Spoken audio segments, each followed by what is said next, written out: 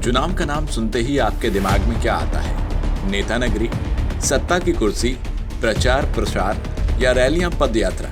कई सारी चीजें हैं जो सालों से चुनाव में चली आ रही हैं, मगर इस बार वैसा नहीं है जैसा हमेशा से होता आया है। 14 तारीख है और जो ये नफरत लेकर के लोग आ रहे हैं, उसी सड़क से सहारनपुर से उनको विदा कर दें। हम भाईचारे और विकास के मुद्दों को लेकर के आपके बीच आए हैं और भरोसा दिलाते हैं कि इंशाअल्लाह बदलाव आएगा।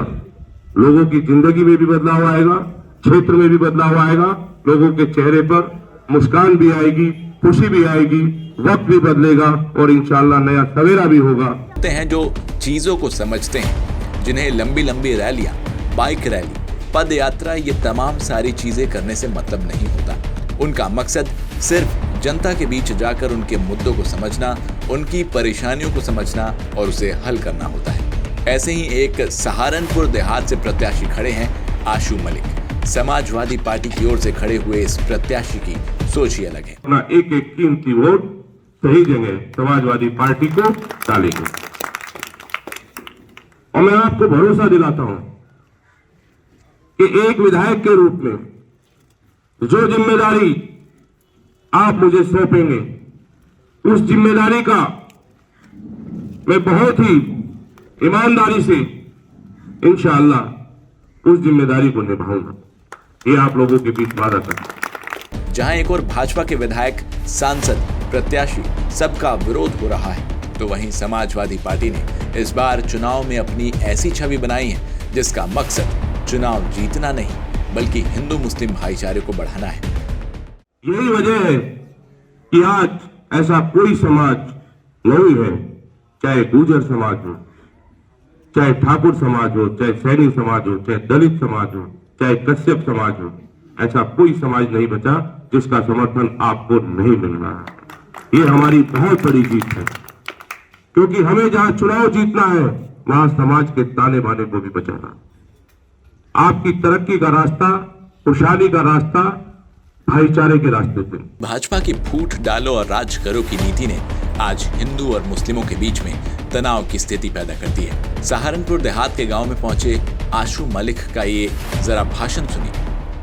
मैं आपको ये भी भरोसा दिलाता हूं कि एक विधायक की जो जिम्मेदारी है आपके लिए और आपके बच्चों के लिए और नौजवान साथियों के लिए, चाहे रोजगार का इंतजाम करना पड़े, इन बच्चों के लिए अच्छी तालीम के लिए अच्छे स्कूलों का इंतजाम करना पड़े और तमाम क्षेत्रवासियों के लिए अगर कोई गंभीर बीमारी या कोई ऐसी चीज हो तो उसके इलाज के लिए हम अच्छे हॉस्पिटल का आप लोगों के लिए इंतजाम करें जिससे आप मुफ्त इलाज करा सकें।